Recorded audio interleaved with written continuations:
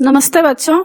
आज मैं आप लोगों को क्लास 10 स्पर्श का पाठ अब कहाँ दूसरे के दुख से दुखी होने वाले, इसका मैं फुल एक्सप्लेनेशन करने जा रही हूँ।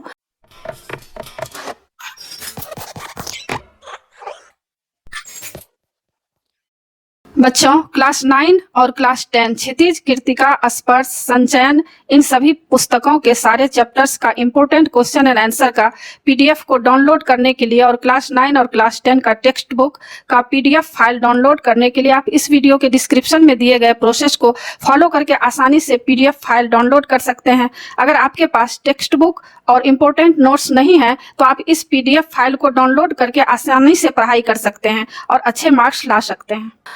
अब कहाँ दूसरों के दुख से दुखी होने वाले के लेखक निदा फाजली जी हैं। और बच्चों, इससे पहले भी इसका मैं फुल एक्सप्लेनेशन बना चुकी हूँ और क्लास 9, क्लास 10, कृतिका, क्षितिज, स्पर्श, संचयन, इसका मैं सारा वीडियो बना चुकी हूँ। फुल एक्सप्लेनेशन, समरी और क्वेश्चन आंसर और व्याकरण का बहुत ही आसान रूप में बहुत सारा चैप्टर में पढ़ा चुकी हूँ। उन सबको देखने के लिए आप ऊपर दिए गए आई बटन पर क्लिक करके देख सकते हैं या नीचे दिए गए डिस्क्रिप्शन बॉक्स में देख सकते हैं या प्ले लिस्ट में जाकर देख सकते हैं। और बच्चों, आप जो भी चैप्टर पढ़ना चाहते हैं उस चैप्टर का नाम लिखकर उसके आगे मेरे चैनल का नाम लिखिए। स्पेलिंग है DEVZ स्पेस देकर NAGRI और YouTube पर सर्च कीजिए, आपको वह चैप्टर आसानी से मिल जाएगा और आपकी पढ़ाई आसानी से हो जाएगी। और बच्चों, अभी मैं आप लोगों को अब कहाँ दूसरों के दुख से दुखी होने वाले, इसका मैं फुल एक्सप्लेनेशन करने जा रही हूँ। तो इसमें तो लिखा गया है कि अब कहाँ, इसमें स्पष्ट रूप से पूरा पाठ का विवरण दे दिया गया है कि अब कहाँ दूसरों के दुख से दुखी होने वाले, यानी लेखक कहना चाह रहे हैं कि अब पहले के जैसे दयावान करुणावान लोग नहीं हैं। पहले लोग छोटे छोटे जीव जंतु, पशु पक्षी से भी प्यार करते थे, उसके दुख दर्द को समझते थे। लेकिन अभी के लोग स्वार्थी हो गए हैं। वे केवल अपने बारे में ही सोचते हैं, दूसरों के सुख दुख से कोई मतलब नहीं रखते हैं और न ही किसी को सहारा या सहयोग करते हैं।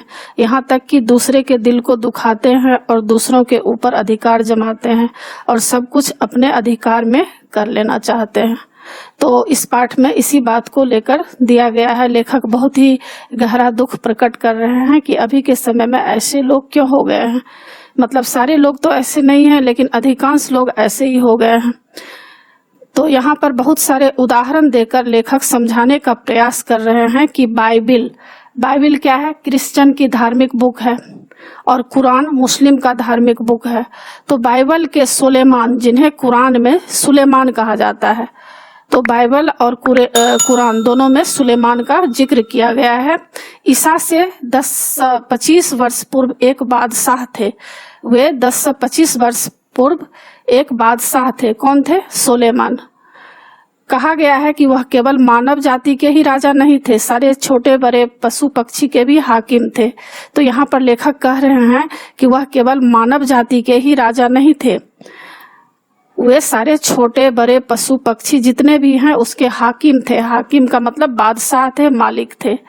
तो यहाँ पर सुलेमान के बारे में एक प्रसंग भी आता है कि सुलेमान जो है अपने गॉड के बहुत बड़े भक्त थे, ईश्वर के। तो उन्होंने एक बार उनको कहा भी था कि तुम मुझसे कुछ भी मांगो, मैं देने के लिए तैयार हूँ। तो उन्होंने यही कहा था कि मुझे कुछ नहीं चाहिए, बस मैं यही चाहता हूँ कि मैं जो राजा बना हूँ तो मेरी जो प्रजा है उसका मैं अच्छा से ध्यान रखूँ, उसका अच्छा से देखभाल करूँ, यही मेरे अंदर शक्ति दीजिए। तो उन्होंने गॉड जो है ईश्वर, उनको प्रसन्न होकर ये भी दे दिए उनको कि तुम छोटे छोटे जीव जंतु पशु पक्षी जो भी हैं उसकी भाषा को भी तुम समझ सकोगे। तो उनके अंदर पशु पक्षी के छोटे बड़े जो भी पशु पक्षी हैं उनकी भाषा को भी वो समझ जाते थे, वह इन सब की भाषा भी जानते थे। एक दफा सुलेमान अपने लश्कर के साथ एक रास्ते से गुजर रहे थे। एक दफा मतलब एक समय क्या हुआ, सुलेमान अपने लश्कर क्या होता है? सेना होता है। तो सुलेमान अपने सेना के साथ एक रास्ते से जा रहे थे। रास्ते में कुछ चींटियों ने घोड़ों की टाप सुनी और जब रास्ते में वे जा रहे थे तो क्या होता है, रास्ते में चींटियां सब रहती है, छोटे छोटे कीड़े मकोड़े रहते हैं। तो जब चींटियां उनकी आवाज, घोड़े की टापों की आवाज सुनी तो डरकर एक दूसरे से कहा कि आप जल्दी से अपने अपने बिलों में चलो, फौज आ रही है। और चींटी की भी भाषा होती है, तो आपस में उन लोगों ने बात की कि घोड़े की टापों की आवाज आ रही है, हम लोग कुचले जाएंगे, मारे जाएंगे, इसलिए अपने अपने बिलों में चलते हैं क्योंकि फौज आ रही है। सुलेमान उनकी बातें सुनकर थोड़ी दूर पर रुक गए और चींटियों से बोले, क्योंकि सुलेमान जो है छोटे बड़े पशु पक्षी की भाषा को समझते थे, तो वे चींटियों की भाषा को समझ जाते हैं और थोड़ी दूर जाकर रुक गए और चींटियों से बोले, क्या बोले कि घबराओ नहीं, सुलेमान को खुदा ने सबके रखवाला बनाया है। मतलब मैं तुम लोगों का सुरक्षा करूंगा, तुम्हें कुछ भी कष्ट नहीं दूंगा, और खुदा ने मतलब ईश्वर ने सबका रखवाला हमें बनाया है। मैं किसी के लिए मुसीबत नहीं हूँ, यानी मैं किसी को परेशान नहीं करूंगा, सबके लिए मोहब्बत हूँ, मैं सबको प्यार करूंगा। चींटियों ने उनके लिए ईश्वर से दुआ की और सुलेमान अपनी मंजिल की ओर बढ़ गए। यानी क्या हुआ, जब चींटियों से सुलेमान यह बात कही तो चींटी को बहुत ही अच्छा लगा, और जब किसी को अच्छा लगता है तो दिल से दुआ निकलती है, तो चींटी उनके लिए ईश्वर से दुआ मांगते हैं। तो इस कहानी में यह देखने को मिलता है कि सुलेमान को एक छोटे से छोटे जीव जंतु के प्रति भी प्रेम की भावना थी। इस पाठ के माध्यम से लेखक बताना चाहते हैं कि इतने बड़े बड़े महान पुरुषों के मन में जब इतना अधिक प्यार की भावना थी, तो आज के मनुष्य इतने स्वार्थी क्यों हो गए हैं। तो इसी बात को लेकर लेखक यहाँ चिंता प्रकट कर रहे हैं। तो इसमें आप देख रहे हैं कि सुलेमान जो है उसका घोड़ा जा रहा है और चींटियां किस तरह से जा रही है, यह दिखाया गया है। ऐसी एक घटना का जिक्र सिंधी भाषा के महाकवि शेख आयाज ने अपनी आत्मकथा में किया है। एक दूसरी घटना के बारे में यहाँ पर जिक्र किया गया है कि सिंधी भाषा के महाकवि कौन थे, शेख आयाज थे। उन्होंने अपनी आत्मकथा में यह लिखा है कि एक दिन उनके पिता कुएं से नहाकर लौटे, माँ ने भोजन परोसा, उन्होंने जैसे ही रोटी का कौर तोड़ा, उनकी नजर अपनी बाजू पर पड़ी। अब यहाँ पर लेखक एक दूसरी घटना के बारे में बता रहे हैं। एक तो सुलेमान वाली घटना सुन लिए, या दूसरी घटना है शेख आयाज के बारे में। तो यहाँ पर बता रहे हैं कि शेख आयाज अपने आत्मकथा में लिखे हैं कि एक दिन उनके पिता कुएं से नहाकर लौटे थे, क्योंकि उस समय क्या था, बाथरूम वगैरह नहीं हुआ करता था, तो लोग तालाब या कुएं में अधिकतर नहाने जाया करते थे। तो जब वह कुएं से नहाकर लौटे तो माँ भोजन परोसा, उन्होंने जैसे ही रोटी का कौर तोड़ा, मतलब रोटी मतलब चपाती, जैसे ही खाने के लिए कौर मुंह में लेने का कोशिश किया, उनकी नजर अपनी बाजू पर पड़ी। बाजू मतलब बाह। वहां एक काला चोटा बोलते हैं बड़ी चींटी को, वह रेंग रहा था। वह भोजन छोड़कर उठ खड़े हुए और फौरन ही वे क्या किए, भोजन छोड़कर उठ खड़े हुए। माँ ने पूछा क्या बात है।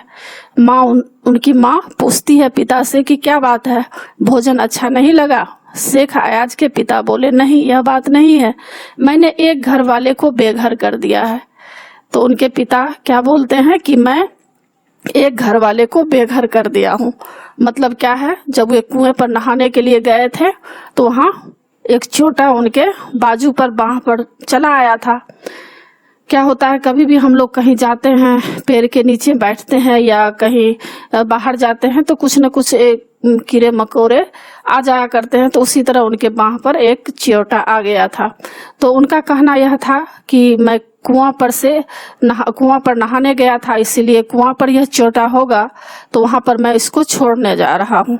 वे अपना खाना छोड़कर भलाई का काम कर रहे हैं। कितना बड़ा भलाई का काम कर रहे हैं, इसको इस पाठ में दिखाया गया है कि वे फौरन अपना खाना भी छोड़ देते हैं और उस चोटा को लेकर कहाँ चले जाते हैं, वही कुआं के पास जहाँ पर वे नहाए थे, और वहां पर जाकर छोड़ देते हैं ताकि वे, उनका भी परिवार होगा, बच्चे होंगे तो उनसे मिल सकेंगे। तो इतना परोपकार की भावना उनके अंदर थी, शेख आयाज के अंदर। अब यहाँ पर तीसरा उदाहरण लेखक दे रहे हैं कि बाइबिल और दूसरे पावन ग्रंथों में नूह नाम के एक पैगंबर का जिक्र है। अब यहाँ पर लेखक बता रहे हैं कि बाइबल और दूसरे पावन मतलब पवित्र ग्रंथों में नूह नाम के एक व्यक्ति का जिक्र आया है। तो पैगंबर का जिक्र है। पैगंबर किसको बोलते हैं? संत महात्मा जो ईश्वर के बहुत बड़े भक्त होते हैं उनको पैगंबर बोला जाता है। तो इस पाठ में यह कहा गया है कि नूह नाम के एक पैगंबर का जिक्र मिलता है। उसका असली नाम क्या था? लश्कर था, लेकिन अरब ने उनको नूह के लक़ब से याद किया, लेकिन अरब में उनको लक़ब के नाम से मतलब टाइटल उनका लक़ब दे दिया गया। वह इसलिए कि आप सारी उम्र रोते रहे। वे सारी उम्र किस कारण से रोए हैं इसके बारे में आगे बताया जा रहा है कि इसका कारण एक जख्मी कुत्ता था। नूह के सामने एक बार एक घायल कुत्ता गुजरा। नूह ने उसे दुत्कारते हुए कहा, दूर हो जा गंदे कुत्ते। इस्लाम में कुत्तों को गंदा समझा जाता है। तो क्या हुआ, नूह जब वहां पर था तो वहां सामने से एक घायल कुत्ता जा रहा था और नूह उसको दुत्कार दिया। क्या बोला कि दूर हो जा गंदे कुत्ते। इस्लाम में मतलब मुस्लिम जाति के लोग जो हैं कुत्तों को गंदा समझते हैं। कुत्ते ने उसकी दुत्कार सुनकर जवाब दिया, ना मैं अपनी मर्जी से कुत्ता हूँ न तो अपनी पसंद से इंसान हो। तो कुत्ता क्या फौरन जवाब देता है कि मैं जो कुत्ता बना हूँ वह अपनी मर्जी से नहीं बना हूँ, और तुम जो इंसान बने हो तुम भी अपनी मर्जी से नहीं बने हो। बनाने वाला सबको तो वही एक है, वही ईश्वर है। जो कहने का मतलब यह है कि कभी कोई अपनी मर्जी से न जन्म लेते हैं, या जन्म लेने के बाद किसको मनुष्य बनना है किसको पशु पक्षी बनना है वह ईश्वर के हाथ में होता है। तो उसका कहना यही था कि मैं अपनी मर्जी से यह सब नहीं किया हूँ। मिट्टी से मिट्टी मिले खो के सभी निशान, किसमें कितना कौन है कैसे हो पहचान। तो वहां पर यह कह रहा है कि मिट्टी से मिट्टी मिले, क्या होता है? मिट्टी से मिट्टी मिले खो के सभी निशान, किसमें कितना कौन है कैसे हो पहचान। यहाँ पर वह कह रहा है कि मिट्टी से मिट्टी मिले। जब इंसान मरता है, कोई भी आदमी मरता है, चाहे वह गरीब हो या अमीर हो या बादशाह हो, सबको तो मिट्टी में ही मिलना है। खो के सभी निशान मतलब क्या होता है? उसका सारा निशान खो जाता है। मतलब संसार में वह कितना बड़ा ऐश्वर्य प्राप्त किया था, कितना राजा था, कितना बड़ा वह दुनिया के लिए काम किया, या क्या गरीब था, वह क्या होता है जब मिट्टी में जाता है तो चाहे वह गरीब हो या अमीर हो, दोनों को मिलना तो मिट्टी में ही है। उसका पहचान खत्म हो जाता है। मिट्टी में जाने के बाद क्या होता है? सर गल जाता है, उसके बाद मिट्टी में ही वह मिल जाता है। किसमें कितना कौन है मतलब इसमें कौन बड़ा है कैसे हो पहचान। इसमें कौन बड़ा है क्या कौन छोटा है, किसी का भी अगर कोई पहचान करना चाहे, उस मिट्टी के अंदर से अगर सरी गली लाश को भी निकाल के देखा जाए तो पहचान भी नहीं हो पाएगा कि कौन इसमें राजा था और कौन गरीब था। तो कहने का बहुत बड़ा इसमें मतलब निकलता है कि मनुष्य जो है मरने के बाद मिट्टी में ही सबको मिलना है, लेकिन मनुष्यता अपनाना चाहिए। मनुष्य के अंदर मनुष्यता की भावना आना चाहिए, न कि पशुता की भावना आना चाहिए। किसी के प्रति नफरत नहीं करना चाहिए। तो नूह को वह कुत्ता यह संदेश दे रहा है, सिखा रहा है कि इतना अपने आप में घमंड मत करो कि मैं बहुत बड़ा इंसान हूँ और मुझे कुत्ता कहकर इस तरह से मत दुत्कारो, क्योंकि ये बनाने वाले जो होते हैं ईश्वर होते हैं। इसलिए तुम्हारे अंदर जो यह घमंड है उसको तुम त्याग दो। नूह ने जब उसकी बात सुनी और दुखी हो मुद्दत तक रोते रहे। मतलब काफी समय तक, लंबे समय तक वे रोते रहे। इस बात को सुनकर उनका जो है जो भी है उसकी आंखें खुल गई इस बात से कि मैं बहुत ही गलत कर रहा था, ऐसा मेरे मन में भावना नहीं आना चाहिए। और मुद्दत तक मतलब काफी समय तक वो इस बात से रोते रहे। महाभारत में युधिष्ठिर का जो अंत तक साथ निभाया नजर आता है, वह भी प्रतीकात्मक रूप में एक कुत्ता ही था। आप लोग जानते होंगे जब महाभारत का युद्ध हुआ था तो बहुत सारे कौरव की सेना मारे गए थे। तो क्या हुआ, युधिष्ठिर काफी दुखी हो गए थे युद्ध के बाद। और जब दुखी हो गए थे तो सारा कार्यभार जो भी था वह अपने भाई, जो उनके चारों भाई थे, उनको दे करके वे जा रहे थे हिमालय पर्वत पर ध्यान लगाने के लिए कि वहीं पर मैं रह जाऊंगा। और लास्ट समय तक उनके भाई लोग भी उनके साथ चले, लेकिन एक एक करके चढ़ाई के दौरान सबकी मृत्यु हो जाती है धीरे धीरे और युधिष्ठिर बच जाते हैं। तो लास्ट में एक कुत्ता ही था जो उनका साथ दिया, और जब स्वर्ग जाते हैं तो कुत्ता भी स्वशरीर उनके साथ गए हैं। तो इसीलिए कहा गया है कि महाभारत में युधिष्ठिर का जो अंत तक साथ निभाया वह एक कुत्ता था। तो कुत्ता क्या होता है? कुत्ता को लोग वफादार मानते हैं, वह अपना प्राण देकर भी मालिक का जान बचाते हैं, उसकी रक्षा करते हैं। तो इस तरह देखा गया है कि पशु पक्षी के अंदर भी इतना बड़ा गुण होता है। तो वह कुत्ता ऐसा था जो अंत समय तक युधिष्ठिर का साथ निभाया था। तो इस पाठ के माध्यम से यही कहना चाह रहे हैं लेखक कि सबके अंदर भावना होती है, उस भावना को परखने की जरूरत है। किसी से नफरत की भावना नहीं लाना चाहिए, सबके अंदर प्यार की भावना, सबसे प्यार की भावना रखनी चाहिए। सब साथ छोड़ते गए, केवल वही उनके एकांत को शांत करता रहा। मतलब युधिष्ठिर के साथ जो कुत्ता साथ गया था वही एकांत को शांत करता रहा। आगे लेखक बताते हैं कि दुनिया कैसे वजूद में आई, यानी दुनिया कैसे आई, इसके बारे में बहुत सारी बातें आती है। पहले क्या थी, किस बिंदु से इसकी यात्रा शुरू हुई, दुनिया की यात्रा कैसे शुरू हुई, इन प्रश्नों के उत्तर विज्ञान अपनी तरह से देता है। मतलब विज्ञान में अलग तरह से इस बात को दिखाया गया है, धार्मिक ग्रंथ में अपनी तरह से बातों को कहा गया है कि दुनिया कैसे वजूद में आई। संसार की रचना भले ही कैसे हुई हो, लेकिन धरती किसी एक की नहीं है। यहाँ पर लेखक कहना चाह रहे हैं कि संसार की रचना भले ही कैसे भी हुई हो, चाहे विज्ञान वाले जो भी कहते हो कि इस तरह से दुनिया आई, या धार्मिक ग्रंथ वाले अपने अपने मत देते हैं, लेकिन बता रहे हैं कि धरती किसी एक की नहीं है। पंछी, मानव, पशु, नदी, पर्वत, समंदर आदि की इसमें बराबर की हिस्सेदारी है। यहाँ पर लेखक बहुत बड़ी बात कह रहे हैं कि इस धरती पर जितने भी चीज हैं, पंछी है, मानव मतलब मनुष्य है, पशु हैं, नदी है, पर्वत, समंदर, जितने भी चीज हैं, सबकी बराबर की हिस्सेदारी है। यह और बात है कि इस हिस्सेदारी में मानव जाति ने अपनी बुद्धि से बड़ी बड़ी दीवारें खड़ी कर दी है। तो यहाँ पर लेखक यह कह रहे हैं कि इस धरती पर सबका हक है। पंछी भी इस धरती पर आराम से रह सकेंगे, उनके लिए भी भगवान यहाँ पर धरती बनाए हैं। पशु के लिए नदी, पर्वत, समुद्र, सबका यहाँ पर हिस्सेदारी है। लेकिन क्या है, मनुष्य के अंदर इतनी बुद्धि है कि वह क्या करता है, वह चाह रहा है कि सारा चीज जो है मेरे ही पास आ जाए। मतलब पशु पक्षी के लिए कुछ भी ना बचे। पहले पूरा संसार एक परिवार के समान था, अब टुकड़ों में बंटकर एक दूसरे से दूर हो चुका है। लेखक यहाँ बता रहे हैं कि पहले क्या था, पहले के समय की बात बता रहे हैं कि पूरे संसार को लोग परिवार मानते थे, लेकिन अब तो लोग टुकड़ों टुकड़ों में बट गए हैं। अभी भी आप लोग बच्चों नहीं जानते होंगे, अभी भी पंजाब अगर जाएंगे तो पंजाब के बहुत ऐसे जगह हैं जहां पर सारे लेडीज जो हैं, औरतें एक जगह खाना बनाती हैं। मतलब बड़ा सा एक चूल्हा होता है, उस पे रोटियां सेकी जाती है। आपस में जो औरतें होती है आपस में अपना अपना दुख सुख बताती हैं, आपस में बातें किया करती हैं।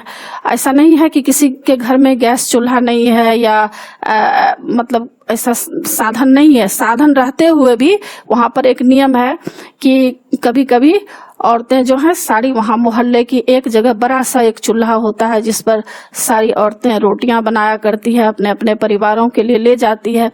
तो यहाँ पर दिखाया गया है कि पहले के जमाने में क्या होता था, पूरा संसार एक परिवार के समान था। अब जो है टुकड़ों टुकड़ों में लोग बट गए हैं। पहले बड़े बड़े दलानों आंगनों में सब मिलजुल कर रहते थे। पहले बड़ा बड़ा दलान होता था, दलान मतलब बरामदा होता था, बड़ा सा आंगन होता था, सारे लोग आपस में मिलजुल कर रहते थे। अब छोटे छोटे डिब्बों जैसे घरों में जीवन सिमटने लगे हैं। अब क्या हुआ है, फ्लैट सिस्टम हो गया है। आदमी डब्बों के जैसे फ्लैट में सिमट गए हैं, न कोई आपस में प्रेम भाव हो पाता है। एक फ्लैट वाले अगल बगल में क्या हो रहा है, दुख सुख किसी से कोई किसी से मतलब नहीं रखना चाहता है, और न किसी के दुख सुख में कोई काम आना चाहता है। तो सब क्या हो गया है, स्वार्थी हो गए हैं। आपस में बातचीत भी नहीं हो पाती है। तो इस बात को लेखक बता रहे हैं। बढ़ती हुई आबादियों ने समंदर को पीछे सरकाना शुरू कर दिया है। अब क्या हो गया है, अभी आबादी काफी बढ़ गई है, तो लोग क्या करते हैं, बिल्डर्स लोग क्या करते हैं, समंदर को भी सरकाना शुरू कर देते हैं। मतलब समंदर में भी मिट्टी डालकर भरकर उस पर भी बिल्डिंग तैयार कर रहे हैं। पेड़ों को रास्तों से हटाना शुरू कर दिया गया है और बहुत सारे जो पेड़ पौधे हैं उसको लोग काट रहे हैं। फैलते हुए प्रदूषण ने पंछियों को बस्तियों से भगाना शुरू कर दिया है और प्रदूषण इतने सारे फैक्ट्रियां बन रहे हैं, कल कारखाने बन रहे हैं, जिससे क्या हो गया है, चारों तरफ जो पेड़ पौधे हैं उसको काटा जा रहा है, जिससे पंछियां जो है वह वहां से भागना शुरू कर दिया है। बारूदों की विनाश लीलाओं ने वातावरण को सताना शुरू कर दिया है। मतलब क्या होता है, युद्ध के बाद जो बारूद वातावरण में प्रदूषित करते हैं, कल कारखानों से भी प्रदूषण की धुआं निकलती है, तो वह सब क्या हो गया है, वातावरण में बहुत वातावरण को प्रभावित करने लगा है। अब गर्मी में ज्यादा गर्मी, बेवक्त की बरसातें, अब क्या हो रहा है, इसके कारण क्या हो रहा है, आप अभी भी देखेंगे कि गर्मी में जो पहले गर्मी होता था, सहन करने योग्य होता था, वैसा अभी नहीं रह गया है, क्योंकि चारों तरफ से पेड़ पौधों को काटा गया है। तो अब गर्मी में भी बहुत ज्यादा गर्मी होने लगी है, आदमी सहन नहीं कर पाता है और बेवक्त की बरसातें होने लगी है। बिना सीजन की बरसात हो जाती है, जलजले हो रहे हैं, मतलब भूकंप हो रहे हैं, सैलाब हो रहे हैं, फ्लड, बाढ़ आ जा रही है, तूफान आ जा रहे हैं और नित नए रोग मानव और प्रकृति के इसी असंतुलन के परिणाम है। और नित्य क्या हो रहा है, रोज नए नए रोग आ रहे हैं। अभी तो एक रोग आप लोग बहुत बड़ा सुने ही होंगे, घर घर में बच्चे भी जानते हैं, कोरोना वायरस पूरे जगह फैल गए हैं। तो यह एक नया रोग है। तो यह नया रोग क्यों आया है, यह मानव के कारण आया है। मानव के अंदर जो इस तरह की भावना आ गई है, इसके वजह से ऐसा हो गया है। मानव और प्रकृति के इसी असंतुलन का यह परिणाम हो रहा है और मानव और प्रकृति के साथ जो खिलवाड़ लोग कर रहे हैं, इसके कारण आज ऐसा परिणाम देखने को मिल रहा है। नेचर की सहन शक्ति की एक सीमा होती है। यहाँ पर लेखक कह रहे हैं कि प्रकृति की सहन शक्ति की एक सीमा होती है। नेचर के गुस्से का एक नमूना यहाँ आगे लेखक बता रहे हैं। तो लेखक इस बात को बता रहे हैं कि किसी भी चीज को की सहन शक्ति की कोई सीमा होती है। नेचर के गुस्से का एक नमूना कुछ साल पहले मुंबई में देखने को मिला था। यहाँ पर मुंबई का एक बात लेखक बता रहे हैं कि कुछ साल पहले मुंबई में एक घटना हुई थी। यह नमूना इतना डरावना था कि बंबई निवासी डरकर अपने अपने पूजा स्थल में अपने खुदाओं से प्रार्थना करने लगे थे। किस बात के लिए? कई सालों से बड़े बड़े बिल्डर समंदर को पीछे धकेलकर उसकी जमीन को हथिया रहे थे। मतलब कई सालों से बड़े बड़े जो बिल्डर्स थे, वे लोग क्या कर रहे थे, समंदर को पीछे धकेल कर, मतलब उसमें मिट्टी भरकर उस जमीन को हथिया रहे थे, मतलब उस पर बिल्डिंग खड़ा कर रहे थे। तो क्या हुआ, बेचारा समंदर लगातार सिमटते जा रहा था। कैसे सिमटते जा रहा था? पहले उसने अपनी फैली हुई टांगे को समेटी। एग्जाम्पल के द्वारा लेखक समझा रहे हैं कि जैसे मान लीजिए हम लोग कहीं सोए हुए हों सीट पे, अगर कहीं ट्रेन में जा रहे हैं और हम लोगों का एक सीट मिल गया, तो कोई अगर आकर बैठना चाहे तो हम लोग क्या करेंगे, थोड़ी देर के लिए पैर मोड़ लेंगे ताकि एक लोग बैठ जाए। लेकिन एक लोग नहीं, दूसरा नंबर भी कोई दूसरा लोग आ गया और अपने सीट पर फिर चाहेंगे बैठने, तो हम लोग क्या करेंगे, बैठ जाएंगे कि चलो वो लोग भी बैठ जाए। उसके बाद क्या करेंगे, फिर तीसरा लोग आ जाएगा, तो फिर क्या करेंगे हम लोग, मतलब टांगों को समेट कर बैठ जाएंगे, उकरू होकर बैठ जाएंगे, मतलब दोनों पैर को छाती में लगाकर बैठ जाएंगे। तो उसी को बोला जाता है उकरू होकर बैठ जाना। ताकि हम लोग ये सोचेंगे कि चलो जो हमारे सामने वाले हैं उसको सीट मिल जाए, और फिर क्या करेंगे, और एक लोग आ जाएगा तो फिर हमको क्या होगा, खड़ा होना पड़ेगा। और जब खड़े होने की जगह कम पड़ गई तो उसे गुस्सा आ गया। तो यही बात यहाँ पर एग्जाम्पल देकर जो है लेखक समझाने का कोशिश कर रहे हैं कि समंदर के साथ भी ऐसा हुआ। जब समंदर में जो है मनुष्य उसको मिट्टी डालकर बिल्डर सब जब बिल्डिंग बनाना चाहा, तो इतना अधिक समुंदर में मिट्टी डाल दिया और उस पर बिल्डिंग खड़ा करने लगा कि बहुत ही उस समुद्र में पानी कम बच गया और उसको चलने फिरने का, और समुद्र में क्या होता है, लहरें उठती है, लेकिन लहरें उठने का भी उसको जगह नहीं मिला, तो क्या हो गया, उसके अंदर सहन शक्ति जो है सीमा पार कर गई, उसे काफी गुस्सा आ गया। जो जितना बड़ा होता है उसे उतना ही कम गुस्सा आता है। तो यहाँ पर लेखक यह कह रहे हैं कि जो जितना बड़ा होता है, जैसे एग्जाम्पल के तौर पर आप जान सकते हैं कि जैसे अपने घर में क्या होते हैं, किसी के भी घर में, आपके घर में, मेरे घर में बच्चे होते हैं और माँ पिता, दादाजी, नानाजी ऐसे होते हैं। तो जो बड़े लोग होते हैं वे क्या होते हैं, सहनशील होते हैं, उसमें गुस्सा कम आता है। लेकिन बच्चे जो होते हैं उनके अंदर तो ऐसी भावना नहीं होती है, वे लोग चंचल होते हैं, गुस्सा छोटी छोटी बातों पर गुस्सा कर लेते हैं।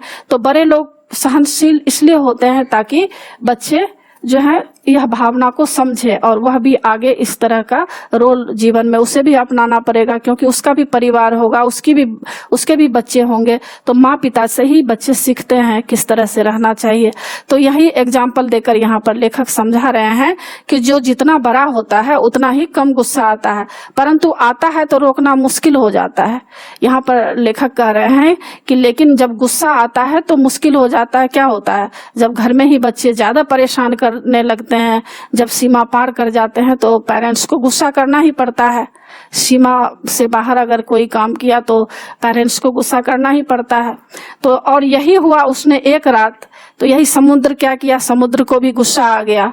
तो उसने क्या किया, एक रात अपनी लहरों पर दौड़ते हुए 3 जहाजों को उठाकर बच्चों की गेंद की तरह 3 दिशाओं में फेंक दिया। अब उसके अंदर इतना गुस्सा आ गया, सहनशीलता की भी एक सीमा होती है। अब सहनशीलता इतना अधिक उसको परेशान किया गया कि उसने क्या किया, 3 जहाज को उठाकर बच्चों की गेंद की तरह 3 दिशाओं में फेंक दिया।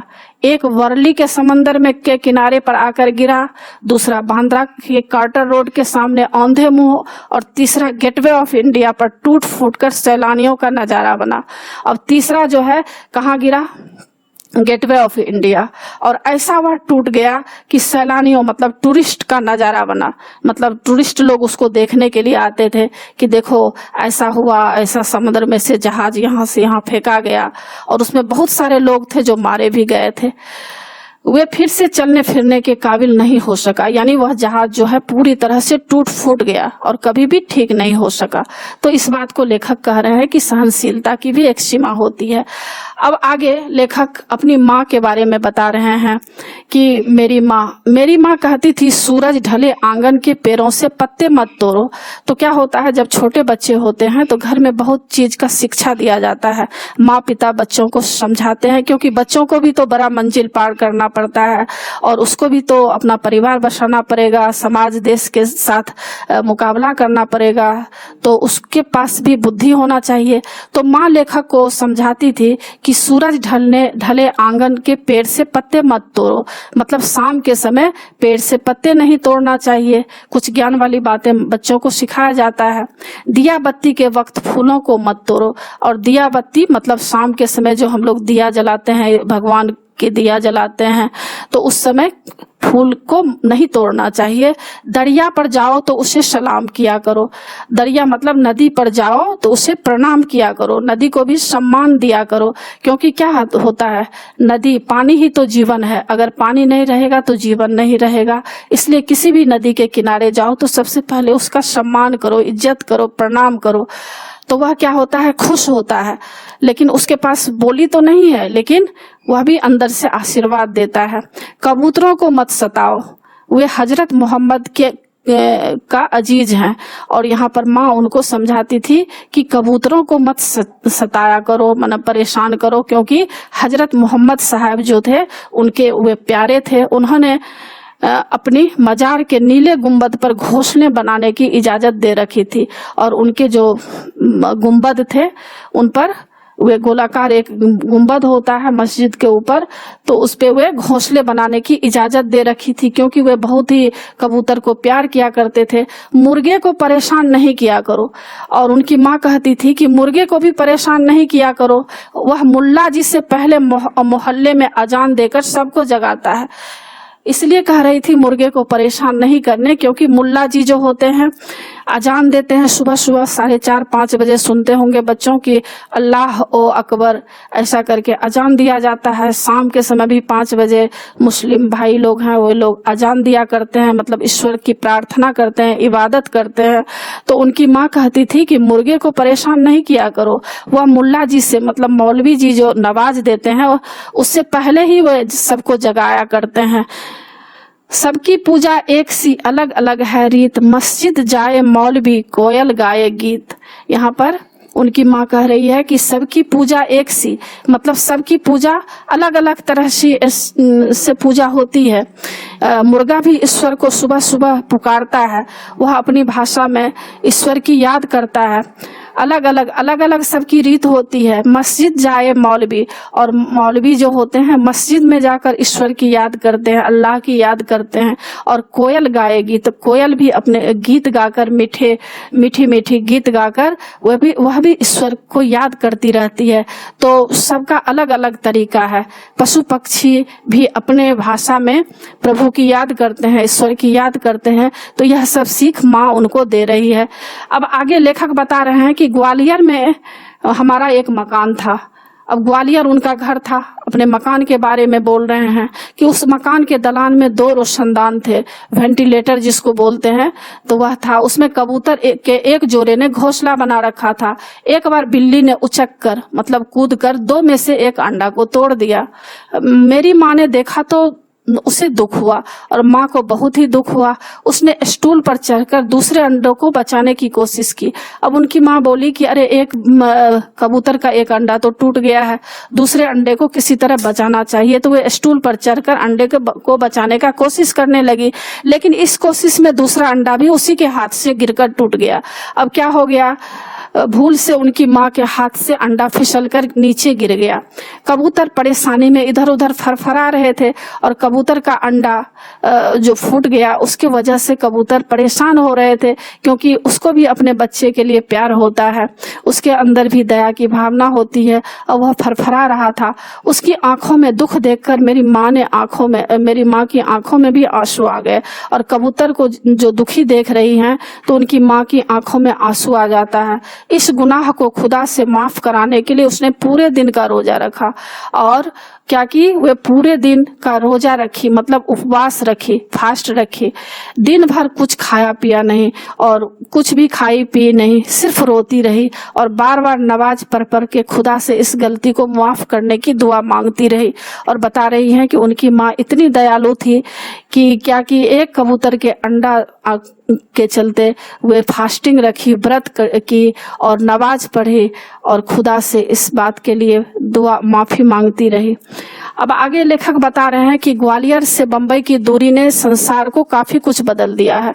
अब पहले तो लेखक ग्वालियर में रहते थे और फिर जब बंबई आ गए हैं तो बता रहे हैं कि बंबई की दूरियां ने संसार को काफी कुछ बदल दिया है। यानी पहले जो मुंबई गए हुए थे तो वहां पर जो पहले का वातावरण था, पेड़ पौधे थे, हरियाली थी, वह सारा का सारा खत्म हो चुका था। वर्सोवा में जहां आज मेरा घर है, पहले यहाँ दूर तक जंगल था। लेखक का घर वर्सोवा में है और वहां पहले जंगल था, पेड़ थे, परिंदे थे, बहुत हरियाली थी वहां पर। परिंदे मतलब चिड़िया वहां पर रहा करती थी और दूसरे जानवर सब भी थे।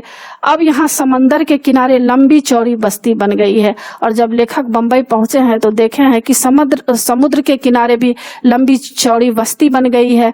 इस बस्ती में ना जाने कितने परिंदों चरिंदों से उसका घर छीन लिया है। और यहाँ पर लेखक कह रहे हैं कि वहां पर इतने सारे परिंदे मतलब चिड़ियों के रहने का जगह था, वह सब सारा छीना गया, क्योंकि वहां पर पेड़ को काटा गया, वहां बड़ा बड़ा बिल्डिंग खड़ा किया गया। तो सारे जो परिंदे थे वह सारे वहां से गायब हो गए। इसमें से कुछ शहर छोड़कर चले गए हैं, जो नहीं जा सके उन्होंने यहाँ वहां डेरा डाल दिया है। और बहुत तो शहर छोड़कर चले गए और जो कुछ नहीं जा सका उन्होंने क्या किया, कबूतर तो ऐसा होता है जो थोड़ा सा रोशनदान होता है, इधर उधर जगह होता है तो उसमें भी वह रह लेता है। तो वह अपना डेरा डाल दिया है, मतलब अस्थाई घर वहां बना लिया है। उसमें से 2 कबूतरों ने मेरे फ्लैट के एक मचान में घोंसला बना दिया है। मचान किसको बोलते हैं, घर में एक छज्जे जैसा, छत्ती जैसा होता है तो उसी को मचान कहा जाता है। तो लेखक कह रहे हैं कि इनमें से 2 कबूतर जो हैं लेखक के फ्लैट में एक घर में छज्जी के ऊपर छत्ती पर घोंसला बना लिया है। बच्चे अभी छोटे हैं, उनके खिलाने पिलाने की जिम्मेदारी बड़े कबूतरों की है, और उसमें छोटे छोटे बच्चे हैं तो बड़े जो कबूतर मम्मी पापा हैं उसकी जिम्मेदारी होती है। खाना बार बार बच्चों को खिलाया जाता है, छोटे बच्चों को। वे दिन में कई कई बार आते जाते हैं, और आए क्यों नहीं आए जाए, आखिर उनका भी तो घर है। तो यहाँ पर लेखक बहुत बड़ी बात कह रहे हैं कि उसके अंदर ऐसी भावना नहीं है कि यह घर मेरा नहीं है, वह किसी के घर को अपना घर समझ लेती है। मतलब उसके अंदर ऐसी प्यार की भावना होती है, उसके अंदर ऐसा नहीं मेरा तेरा वाला भावना नहीं होता है। वह जहाँ जगह जिसके घर में जहाँ भी जगह मिल जाता है वह अपना घर समझ लेता है। लेकिन उनके आने जाने में हमें परेशानी भी होती है। वे कभी कभी किसी चीज को गिराकर तोड़ देते हैं, कभी मेरी लाइब्रेरी में घुसकर कबीर या मिर्जा गालिब को सताने लगते हैं। मतलब कबीर की जो बुक है और मिर्जा गालिब शायर जो है उनकी जो किताब लेखक रखे हुए हैं उसको भी खराब करने लगते हैं। इस रोज रोज की परेशानी से तंग आकर मेरी पत्नी ने उस जगह जहां उसका आशियाना मतलब घोंसला था एक जाली लगा दिया। अब उनकी पत्नी, लेखक की पत्नी क्या करती है, वहां पर एक जाली लगा देती है। उनके बच्चों को दूसरी जगह कर दिया गया है, और उनकी पत्नी क्या करती है, बच्चों को भी दूसरे जगह रख देती है। उनके आने की खिड़की को भी बंद कर दिया जाने लगा, और खिड़की भी बंद कर दी है। खिड़की के बाहर अब दोनों कबूतर रात भर खामोश और उदास बैठे रहते हैं। और लेखक बता रहे हैं कि इस बात को देखकर वह कबूतर जो है बहुत दुखी हो गया है और खामोश होकर उदास होकर वहां पर बैठा रहता है। मगर अब न सुलेमान है जो उसकी जुबान को समझकर उसका दुख बांटे, और न मेरी माँ है। लेखक यहाँ पर दुख प्रकट कर रहे हैं कि अब सुलेमान जैसा व्यक्ति नहीं है जो चींटी छोटे छोटे जीव जंतु को भी प्यार किया करता था, उसके दुख को समझता था। लेकिन आज ऐसे लोग नहीं हैं जो इस दुख को समझे। न मेरी माँ है जो मेरी माँ के हाथ से एक कबूतर का अंडा गिर गया था तो फास्टिंग रखी थी, व्रत रखी थी, दिन भर नमाज पढ़ी थी ईश्वर के लिए, ईश्वर से इस बात के लिए माफी मांगी थी। ऐसे लोग आज नहीं हैं जो इनके दुखों में सारी रात नमाजों में काटे। आगे लेखक कह रहे हैं, नदियाँ सींचे खेत को, तोता कुतरे आम, सूरज ठेकेदार सा सबको बांटे काम। यहाँ पर लेखक कहते हैं कि नदिया का काम होता है, नदी का काम होता है खेत को सींचना, मतलब पेड़ पौधों में पानी देना। पेड़ पौधों में जब पानी देंगे तो क्या होगा, उसमें फल फूल लगते हैं, पैदावार होती है और लोगों का जीवन यापन होता है।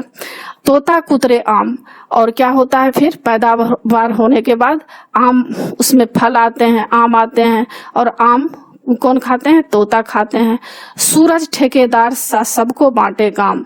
और यहाँ पर लेखक कह रहे हैं कि सूरज क्या करता है, ठेकेदार के जैसा, जैसे कोई ठेकेदार जो होता है काम करता है और वहां पर खड़ा होकर सबसे काम करवाता है, इसी तरह जब सूरज उगता है तो क्या होता है, सारे लोग काम पर निकल जाते हैं और सारे लोग अपने अपने काम करने लगते हैं।